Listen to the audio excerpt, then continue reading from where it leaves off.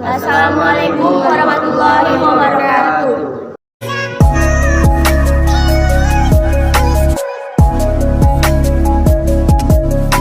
Perkenalkan, kami dari kelompok 5 ingin menyampaikan sedikit materi tentang Syekh Abdul Samad Al-Palimbani. Baiklah, kami akan memperkenalkan diri masing-masing. Perkenalkan, nama saya Sawir. Perkenalkan, nama saya Wino Fanski. Perkenalkan, nama saya Sri Musafani. Perkenalkan, nama saya Triska Bella Sulfiana. Perkenalkan, nama saya Septi Wulandari.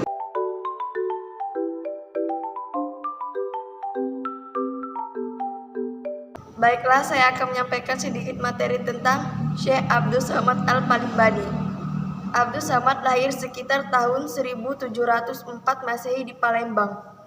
Ia merupakan putra dari Syekh Abdul Jalil bin Syekh Abdul Wahab bin Syekh Ahmad Al-Mandani, seorang ulama keturunan Arab Yaman yang diangkat menjadi mufti negeri Kedah pada awal abad ke-18. Sementara ibunya, Radin Ranti, wanita asli Palembang, Al-Palimbani pertama kali mengenal Islam dari sang ayah, tak lain guru agama yang cukup dikenal di Palembang. Setelah ayahnya kembali bertugas menjadi mufti di Kedah, ia dibimbing sang ibu. Beranjak dewasa, orang tua Al-Palimbani mengajakkan ke Mekah dan Madinah untuk melaksanakan ibadah haji. Setelah selesai menunaikannya, Al-Palimbani memilih untuk menetap di sana dan memperdalam ilmu agama.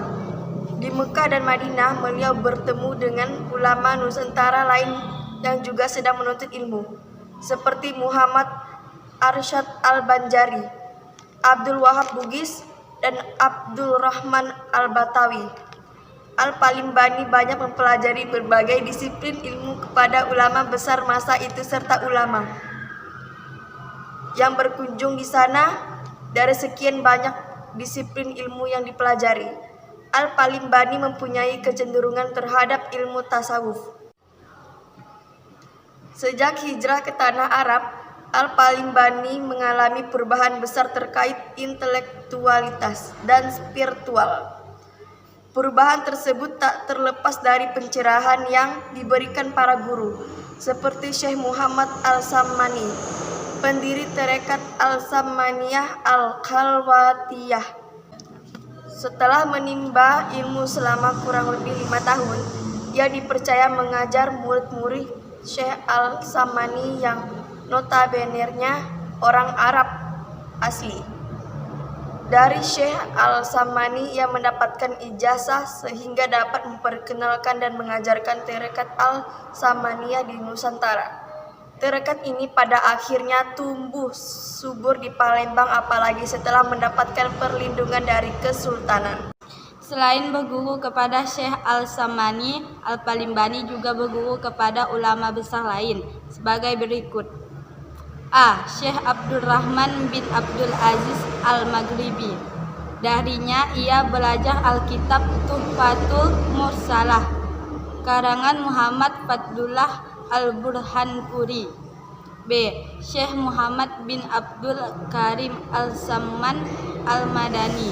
Dari ia belajar kitab Tauhid karangan Syekh Mustafa Al-Bakri. 2. Peran Syekh Abdul Samad Al-Palimbani dalam menyebarkan Islam di Indonesia.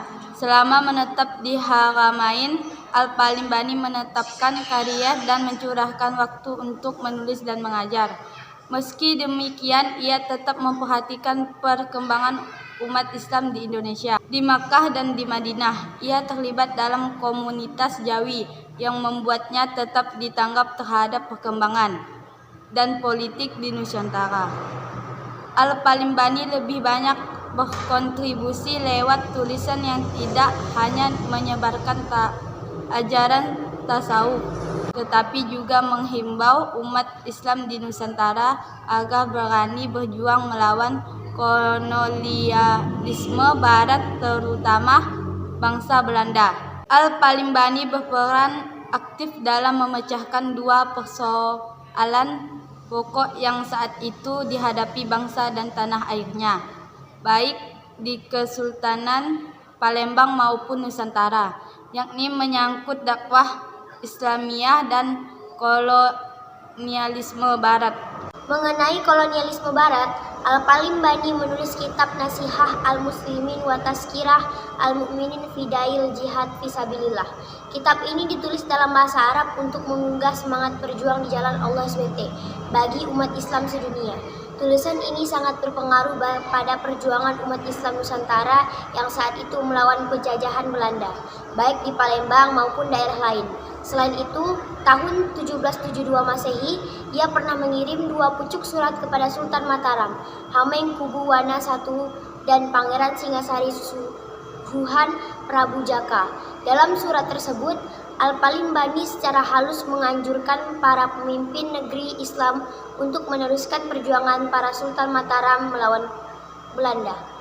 Semasa hidup, Syekh Abdus Samad tidak hanya aktif dalam berdakwah ke berbagai daerah di Timur Tengah, tetapi juga menjadi penulis yang produktif.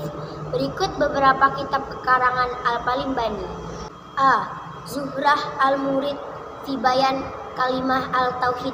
Kitab ini ditulis pada tahun 1178 Hijriah atau 1764 Masehi di Makkah dalam bahasa Melayu.